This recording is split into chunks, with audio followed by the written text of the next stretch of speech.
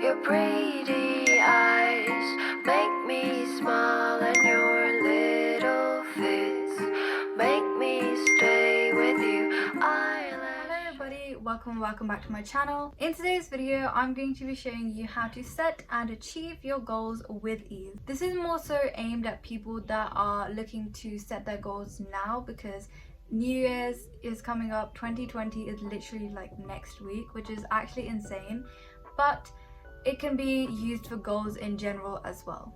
So the first tip is to use aims and objectives. Now, when you set a goal, you should have an aim in mind. So that's like your main goal, like what you want to do by the end of next year. By 31st of December, you would have done this goal basically, or you would have thought that you've done this goal. And objectives is things that you would do in order to get to that aim. So this is like, for example, your aim is to get healthier by the end of the year. This is not really a good goal, but I'll talk about that in the next tip. So let's say your goal is to get healthier by the end of the year. Your objectives would be something that you would do regularly, like habits and just general things that you do daily or like on a regular basis, like weekly.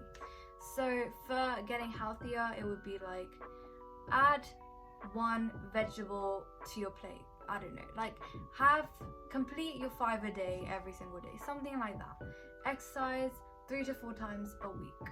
And basically you just want to set as like not as many objectives, but have a like specific amount of objectives that you set for that aim, because a lot of people just kind of like write it down and then don't really do much about it, or like write it down and then just randomly remember it throughout the year sometime, and that's not really effective because it's not regular. Number 2 is to use the acronym SMART, and this is a really good technique when you don't know if your goals are good enough. So obviously you can set whatever goal you want. This is just like a guide if you want to set as effective goals as possible. So SMART basically stands for specific, measurable, attainable, relevant, and time-based. So the first of these words in the acronym is specific, and that is for the first one. Specific is pretty self-explanatory. You need to make your goals as specific as possible, otherwise it's just really vague and you don't really know what to do even though you've set the goal. Be really specific, like how many times a week would you do it, how would you do it, like what type of thing would you do. Like, so for example, my exercising example from earlier, let's say I'm going to exercise every single day. Now I've set my daily like thing, so I'm doing it every single day, but have I decided what type of exercise I'm going to do? Am I going to be doing like low intensity, high intensity, what body part I'm going to work on, like cardio, legs, whatever. So it's really important to make them as specific as possible. Don't just leave out details and make it really vague, because then you won't really know what you're doing. The second letter of the acronym is M, and that stands for measurable. How will you know your goal has been achieved by the end of the year, or by whenever you finish your goal deadline? Can you track like the progress or the outcome? Can you measure how well you've done? That's like what you should be asking yourself when you think about this letter of the acronym. It should kind of have a numerical value attached to your goal. So for example, let's say you want to get healthier. How many fruits are you going to be eating every day? If you eat 5 fruits every day, will you achieve your goal? Stuff like that, basically. If you want to do something financial, you could think about how much money you have at the start of the year and how much money you have at the end. The next letter of the acronym is A, and that stands for attainable. This is kind of like, is it realistic? Will you be able to do this every single day, or is it kind of out of your reach and you should set a lower goal basically? Is it like reasonable? So do you personally think you will achieve that by the end of the year? This is also another thing. If it's really specific, like way too specific, then it's not really realistic. If it's not like, if it takes you like 30 minutes every single day, is it realistic? Will you have enough time to do it? Basically for this one, you're just looking at like the possibility of you achieving that goal. If you can picture yourself achieving it by the end of the year, then that's good. But if it takes like say 2 hours to accomplish every single day, will you have the time to do it? especially in the long term when you have more things to do. The next letter of the acronym is R, and that stands for relevant. This is a very common mistake that I've seen a lot of people do, because what they do is they just set New Year's resolutions for the sake of doing it. For it to be effective, you need to have some kind of motivation for it. You need to be like, okay, I really want to do this. You need to have like a purpose to it. If you're just doing it for the sake of doing it, there's not really a point, is there? Because sometimes goals might take up a lot of your time, and would it be worth it to spend that time doing that goal when in reality you should probably be doing something else?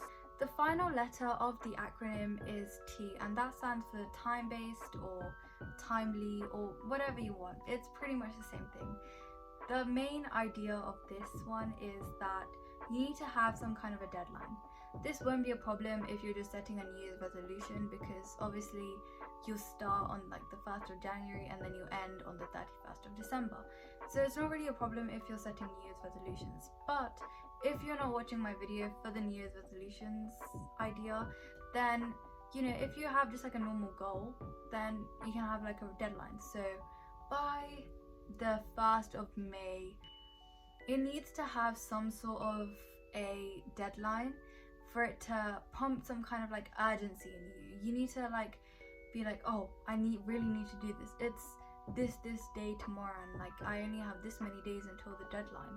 And I feel like you can also kind of gain a better sense of time management, I suppose, and like scheduling when you're going to be working on your goal. The next tip is kind of obvious, but involve these somehow into your daily / weekly / monthly routine. It's really important to be regular about these goals, because as I've talked about previously, if you don't have a sense of time with these goals, then it feels like 31st of December will come much quicker and you probably wouldn't have enough time to do the goals. So for example, if I want to improve my piano skills by the end of the year, for example, then one of my objectives, linking to tip 1, will be to practice piano regularly. And how will I add this to my routine? Well, I'll just say that as soon as I come home from school, I will practice the piano for 20 minutes. That's pretty specific, and I guess I can measure it with my grades as well. So yeah, so that's pretty much a good example of how you would incorporate it in your routine. Obviously, you don't have to do something daily. That's another really big misconception that people make, that you don't have to do things daily in order to reach that goal. You can do things weekly or monthly. But yeah, the next tip is to log your goals monthly. You can log your goals daily, weekly or monthly, but I strongly recommend doing it monthly. This is to see how well you're doing throughout the year and to track your progress every month of the year. And that is really good, because like at the end of the year you can see how well you did in January versus March, for example. Logging your goals monthly doesn't just mean that you're going to have to follow that one aim.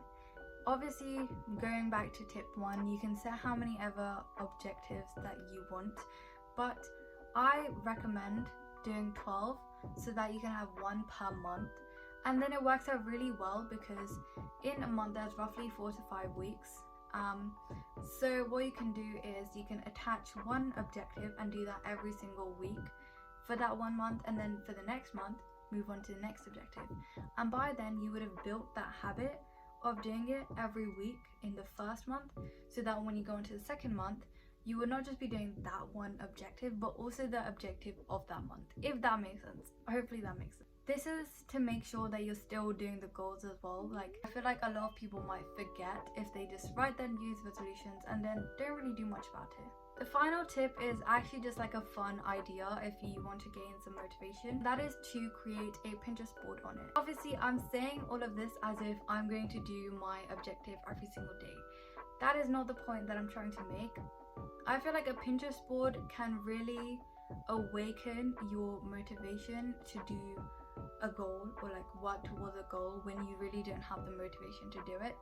And making a Pinterest board is always really fun, easy, and it's free, I guess, so you don't have to pay any money for it.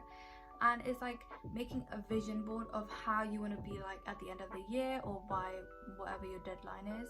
I personally think it's a really good idea to make at the start of the year when you have all your goals done, because then you would have the most motivation to do it. And as the year goes on, you'd have some days where you really don't want to do it.